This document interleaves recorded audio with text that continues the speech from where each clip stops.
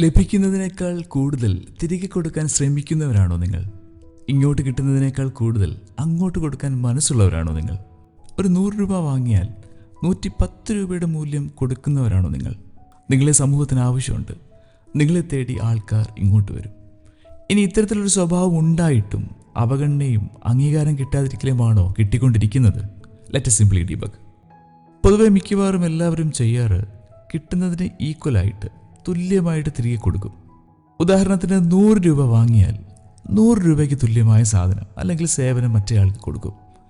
ഇനി മറ്റൊരു കൂട്ടരുണ്ട്, കിട്ടുന്നതിനേക്കാൾ കുറവായിരിക്കും അവർ തിരികെ കൊടുക്കുന്നത്. എന്ന് വെച്ചാൽ 100 രൂപ വാങ്ങിയാൽ ഒരു 90 അല്ലെങ്കിൽ 80 രൂപയ്ക്കുള്ളതേ അവരിൽ നിന്നും തിരികെ കിട്ടത്തുള്ളൂ. എന്നാൽ വേറെ ചിലരുണ്ട്, അവർക്ക് ഇങ്ങോട്ട് കിട്ടുന്നതിനേക്കാൾ കൂടുതൽ അവർ മറ്റേയാളിന് തിരികെ കൊടുക്കും. ഒന്നുകിൽ സാധനമായിട്ടായിരിക്കും അല്ലെങ്കിൽ സർവീസായിട്ടായിരിക്കും. ലഭിക്കുന്നതിനേക്കാൾ മൂല്യം അവർ തിരികെ കൊടുക്കും. ഇത് കേൾക്കുമ്പോൾ നിങ്ങൾ കൺഫ്യൂസ്ഡ് ആകരുത്. 10 രൂപ വാങ്ങിയിട്ട് 12 രൂപ തിരികെ കൊടുക്കുന്ന മെറ്റീരിയലിസ്റ്റിക് ആയിട്ടുള്ള കാര്യമല്ല ഇവിടെ ഉദ്ദേശിക്കുന്നത്. നമുക്കൊരു സിറ്റുവേഷൻ നോക്കാം. നിങ്ങൾ ഒരു ദിവസം നിങ്ങളുടെ വീട്ടിൽ ഒരാളെ ജോലിക്ക് വെച്ചു. 1000 രൂപയാണ് അയാൾക്ക് ഒരു ദിവസം കൊടുക്കേണ്ടത്. അയാൾ വന്നു, രാവിലെ മുതൽ വൈകുന്നേരം വരെ ജോലി ചെയ്തു. നിങ്ങൾ പറഞ്ഞ കാര്യങ്ങളൊക്കെ അയാൾ ചെയ്യുന്നുണ്ട്. ഒരു 5 മണിയായി. ജോലിക്ക് വന്ന ആൾ പതിയെ ജോലിയൊക്കെ അവസാനിപ്പിച്ച് പോകാനുള്ള ലക്ഷണങ്ങളൊക്കെ കാണിച്ചു തുടങ്ങി. പക്ഷേ ചെയ്തുകൊണ്ടിരുന്ന ജോലി മുഴുവനും തീർന്നിട്ടില്ല. ഒരു അല്പം കൂടി ജോലി ബാക്കിയുണ്ട്. ചിലപ്പോൾ ഒരു അരമണിക്കൂർ അല്ലെങ്കിൽ 1 മണിക്കൂർ കൂടി എക്സ്ട്രാ അയാൾ സ്പെൻഡ് ചെയ്താൽ അതും തീർന്നു കിട്ടും. പക്ഷേ അയാൾ അതിന് തയ്യാറാകുന്നില്ല. കൂലി വാങ്ങി അയാൾ പോയി. നിങ്ങൾക്കും അയാളെ ഒന്നും പറയാൻ പറ്റില്ല. നേരമായി പോകാൻ സമയമായപ്പോൾ അയാൾ പോയി. എന്നാൽ വേറെ ഒരു ജോലിക്കാരൻ, അയാൾ രാവിലെ വന്നു, വൈകുന്നേരം വരെ അയാൾ ജോലി ചെയ്തു.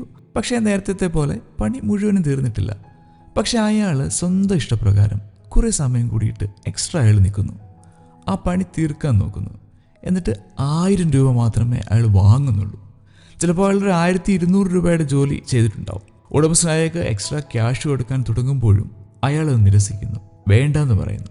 അയാളുടെ രീതി ഒരു ദിവസത്തെ ജോലി മാത്രം ചെയ്യുക എന്നുള്ളതല്ല.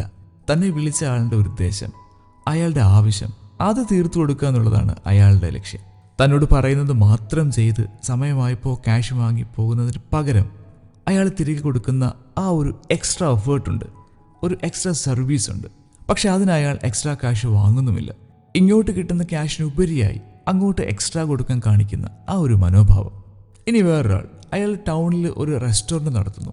ഉച്ചയ്ക്ക് ലഞ്ചിന് ഊണിന് അയാൾ 70 രൂപയാണ് ചാർജ് ചെയ്യുന്നത്. നല്ല ഊണാണ്, രുചിയുള്ള കറികളുണ്ട്, നല്ല കസ്റ്റമർ സർവീസ് ഉണ്ട്, വൃത്തിയുണ്ട്, എല്ലാം ഉണ്ട് അവിടെ. വേണമെങ്കിൽ ഒരു 100 രൂപ അതിന് ചാർജ് ചെയ്താലും ആൾക്കാർ അത് കൊടുക്കും. കാരണം അത്രയ്ക്ക് മതിപ്പുണ്ട് ആ ഭക്ഷണത്തിനും സർവീസിനും. പക്ഷെ അയാൾ 70 രൂപയെ എടുക്കുന്നുള്ളൂ.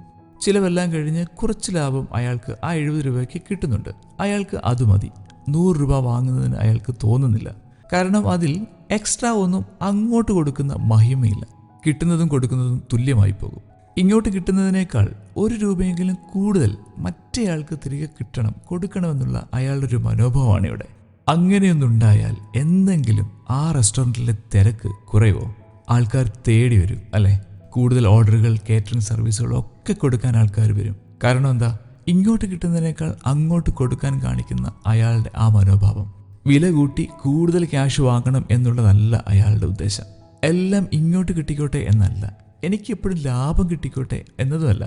സമൂഹത്തിന് എന്തെങ്കിലുമൊക്കെ കൊടുക്കണം എന്നുള്ള അയാളുടെ ഒരു ആഗ്രഹം, അത് മറ്റുള്ള മനുഷ്യർ മനസ്സിലാക്കും. എഴുത്തുകാരനും ജേർണലിസ്റ്റും സാമൂഹ്യ പ്രവർത്തകനും ഒക്കെയായ കോഴിക്കോട്ടുകാരനായ MN കാരശ്ശേരി മാഷ് താൻ മാതൃഭൂമിയിൽ ജോലി ചെയ്യുമ്പോൾ 10-12 മണിക്കൂർ വർക്ക് ചെയ്യുമായിരുന്നു, അതും ഉത്സാഹത്തോടെ. ഇത് കണ്ടിട്ട് കാരശ്ശേരിയുടെ ചീഫിനോട് പലരും ചോദിച്ചിട്ടുണ്ട്, എന്താണ് ഈ മനുഷ്യന് ജോലി ചെയ്യാൻ ഇത്ര ഉത്സാഹമെന്ന്. അത്രയും സമയം വർക്ക് ചെയ്യണമെന്ന് ആരും ആവശ്യപ്പെടാതെ ഇഷ്ടത്തോടു കൂടി ജോലി ചെയ്യുന്ന ഒരാളായിരുന്നു MN കാരശ്ശേരി. സന്തോഷ് ജോർജ് കുളങ്ങര ഇൻ്റർവ്യൂസിലൊക്കെ അഭിമാനത്തോടെ പറയുന്നത് കേട്ടിട്ടില്ലേ? ഒരു 30-50 രൂപ കൊടുത്ത് ലേബർ ഇന്ത്യ എന്ന മാഗസിൻ വാങ്ങിയാൽ അതിൻ്റെ പല മടങ്ങ് വിലയ്ക്കുള്ള കണ്ടന്റ് അതിലുണ്ടെന്ന് അവർ ഉറപ്പുവരുത്തും. അപ്പോൾ ഒരിക്കൽ വാങ്ങിയ ആളിന് അത് പിന്നെയും വാങ്ങാൻ തോന്നും. കൊടുക്കുന്ന കണ്ടന്റ് റിച്ചാക്കുക, ആ സ്വഭാവമാണ് സഞ്ചാരം എന്ന പരിപാടിയിലും സന്തോഷ് ജോർജും ടീമും തുടർന്നത്. സഞ്ചാരത്തിൻ്റെ ഒരു എപ്പിസോഡ് കണ്ടാൽ സോളിഡായ എന്തെങ്കിലും ഒരു അറിവ്, അനുഭവം കാണുന്ന ആളിന് കിട്ടണം. അദ്ദേഹം പറയാറുണ്ട്, 20 മിനിറ്റുള്ള ഒരു എപ്പിസോഡിൻ്റെ വോയിസ് ഓവർ എടുക്കാൻ 3 മണിക്കൂർ നേരത്തെ അധ്വാനമുണ്ട്. അത്രയ്ക്ക് മൂല്യമുള്ളതുകൊണ്ടാണ് ആ പ്രോഗ്രാം ആൾക്കാർ കാണുന്നത്. വില കൊടുത്ത് സഞ്ചാരത്തിൻ്റെ പെൻഡ്രൈവുകൾ ആൾക്കാർ വാങ്ങുന്നത്. ഇങ്ങോട്ട് കിട്ടുന്ന പണത്തിനേക്കാൾ കൂടുതൽ മൂല്യം തിരികെ കൊടുക്കുന്നതാണ് തൻ്റെ വിജയമെന്നാണ് അദ്ദേഹം ഇവിടെ പറഞ്ഞു വെക്കുന്നത്.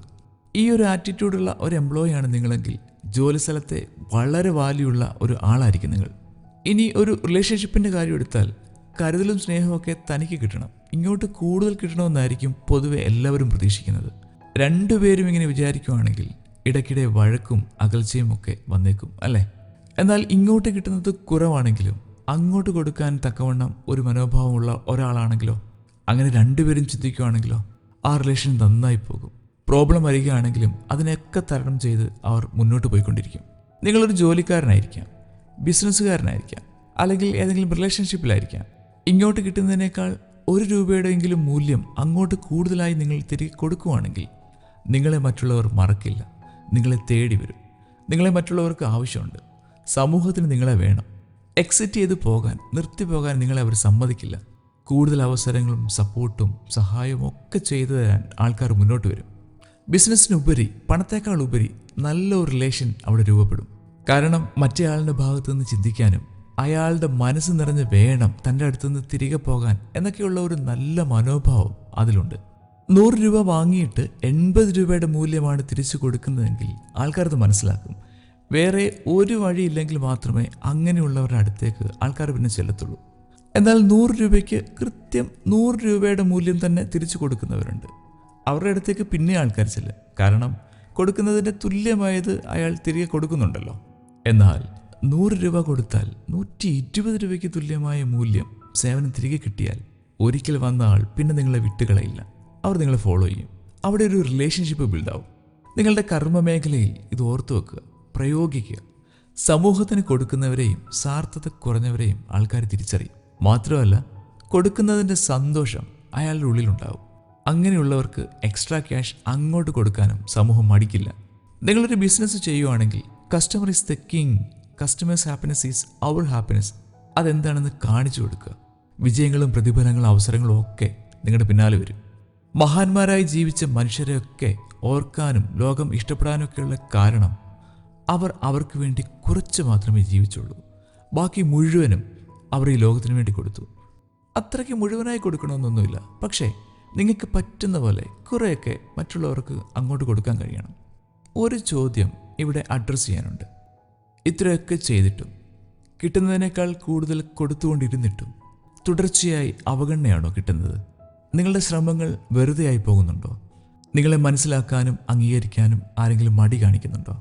അത്തരത്തിലുള്ള ഒരു സിറ്റുവേഷൻ ആണെങ്കിൽ നിങ്ങൾ ശരിക്കും അതിനെ ഒന്ന് അനലൈസ് ചെയ്യണം.